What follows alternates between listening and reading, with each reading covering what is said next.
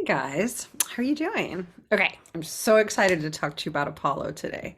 I was kind of late to the party when it came to really digging Apollo. He's a good god, a nice god, god of light, music, arts, intelligence, rationality, healer, pestilence. He's got a lot going on. He's got a lot of attributes as a Greek god, right? And I actually, when I would compare the two, and some people like to do this, I was always kind of a Dionysus kind of girl. The idea of theater and the idea of the ecstasy and the agony, which is the two masks, right, of theater. That comes from people who started theater who are worshiping Dionysus. Agony and ecstasy also has to do with wine and the wine god. So Apollo was sort of seen as the opposite of that, right? Ecstasy, agony, right? All the feels versus rationalism and intelligence, right? And so I also had this opportunity to last year to go to this amazing place in Greece in the mountains at Apollo's temple, his sanctuary in the mountains of Delphi. I'm going to show you this book that I am referring to, that I do borrow from a lot. I love this book so much. Classical Mythology, Images and Insights by Harris and Platzner. And they had this whole chapter on Apollo and his oracle at Delphi.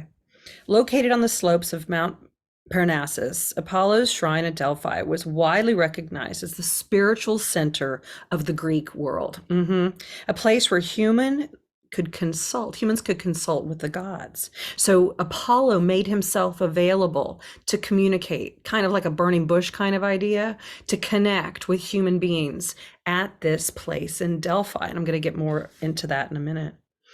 And Apollo's oracle, and I'll tell you what that means in a second. That's the person who is usually a woman who is nominated as a priestess, as an oracle, who is a predictor of things. So people would travel all over the world. Rulers would travel all over the world. It took them months to get there to consult the oracle. I'm going to show you some pictures in a minute. So, a sanctuary where myth and ritual combined to affirm humanity's communion with divine powers.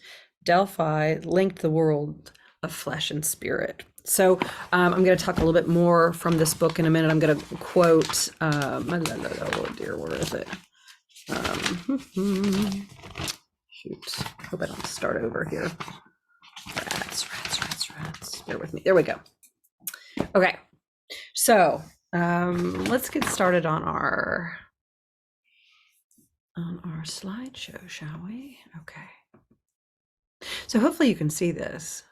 This is Apollo Eternal Ephabe. What is Ephabe? Well, I'm going to share that with you in just a second.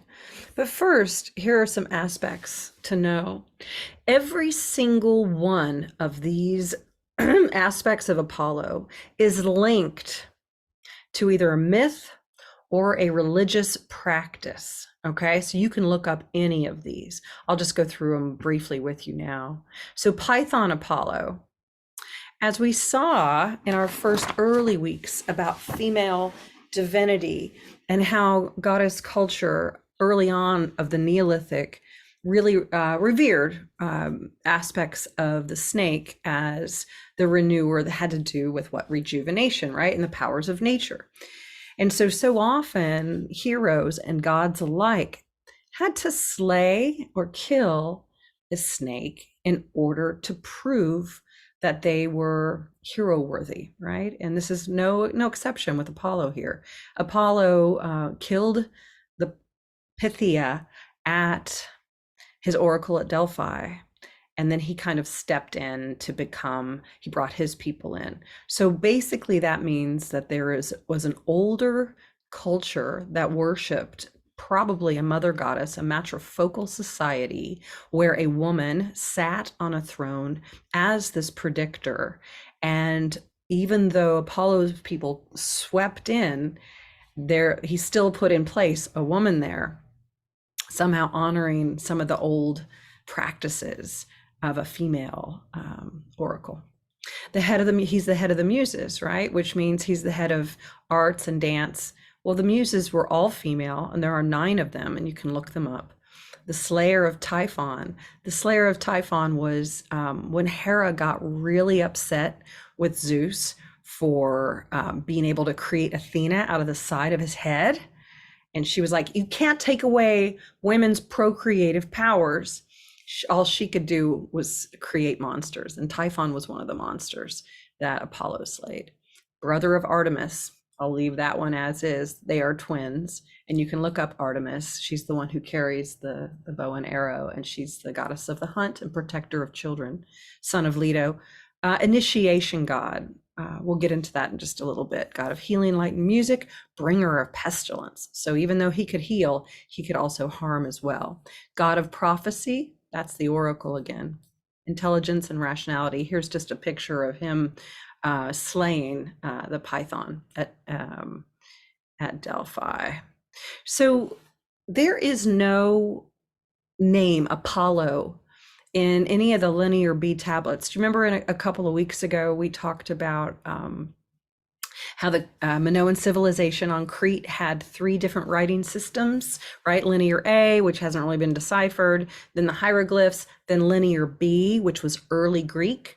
So early Greek, which during what they call the Mycenaean period, this is before the Dark Ages, before the Trojan War, right? Before Homer. This is an earlier period where there's a lot of tumultuous stuff is brewing. So this would have been when we started to see some different early ideas of the Greek gods. Apollo is not listed among them, but that doesn't mean that he wasn't an earlier version of him. If as a god of music and the arts, here you can see there's a god holding up a lyre, which is like an early harp. And in the linear B text, there's a term called Paean, P-A-I-A-N or P-A-E-A-N, and it's listed among the gods during this period of time around 1200 BC. And then that later Homer applies this name to both the god of healing and pestilence. It seems like ideas about Apollo were developed on Crete, and then they moved to Sparta. And then we started to see Spartan festivals in honor of Apollo. He was probably not worshipped as far back as the Bronze Age, which is its Minoan civilization age. Scholars believe he may have become more popular in the Dark Ages. So that means that though we have these teeny tiny little ideas, this is back Minoan civilization, this would have been closer to the Bronze Age. Even though we would have had these ideas about Apollo, all of the crystallization about what a super duper cool hero god he was didn't really come into form until after the Dark Ages, after the Trojan War, during Homer's time. Okay, I know that's a lot. So his word is associated with the Dorian people. That's the Indo-European people that would have conquered the area earlier on. The idea of, and they called Apollo in this word of, in the Dorian word, the Indo-European language, apella, which means assembly. Okay, remember that. So I'm going to read you also now what a couple of Greek writers, have said about the Greek biographer Plutarch, who served as Apollo's priest at Delphi during the early 2nd century AD, agreed that a mysterious vapor, which he said smelled as sweet as perfume, issued through a crevice into the temple, adding that the fumes were triggered by the earthquakes. Now, what did I just say there? What is going on? I just said that the oracle was usually women. Plutarch saying that he served as a priest. I will answer that question in just a second. So let's go back really quickly to look at the timelines.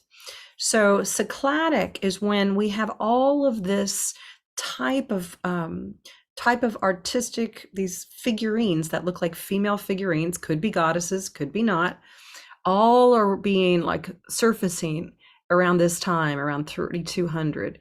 And then Minoan period from 2700 to 1500, that's when Minoan civilization was at its height, at its heyday. Remember the lecture from a couple of weeks ago or last week?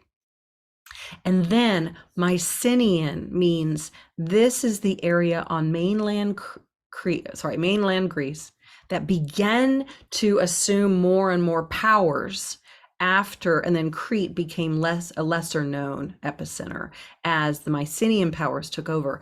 And then make sure you know this, the Dark Ages then came into existence where there was very little artistic flourishing, very little turnout, nothing written down, nothing composed. Things were probably passed down through oral tradition at this time. After this, the Archaic period is when we have Homer, Hesiod, right? The classical period is when you get into democracy and the great playwrights, of which we're going to study in a couple of weeks. But the Iliad and the Odyssey probably were written down here. We'll get into this a little bit more, but essentially it probably was written down by Homer, but it wouldn't have all been written by Homer. He probably was writing down stories that had been told through the ages to him and the generations before him. Okay, I just wanted to give you a little inkling about Minoan is when we see this idea of Apollo, but we don't have a name for him. Mycenaean is when we start to have this concept of the pythian god who has sparked festivals around this area on mainland Greece. Okay, this is just another cool picture. It kind of shows him. He's very boyish. What does that mean? He's very boyish. Well, one of the other really important aspects of Apollo is that he was the god of kind of a youthful appearance. Like he was always like rejuvenating himself. So he, like as a healer, he always knew how to stay youthful and perpetual youth. And so that's kind of where the word Ephebe, E-P-H-E-B-E, comes from. And so one of the cool things about Apollo then is he was the god who helped young men be initiated into manhood. And there were rituals associated with Apollo that initiated the boy to the man. And oftentimes when the boy, they say that the boy cut off his long locks when he became a man, and it was cutting off the hair to appease or to honor Apollo. You know what? We're already at 13 minutes. I'm going to stop there. I'm going to come right back and we're going to do part 2. Okay. Thanks, guys.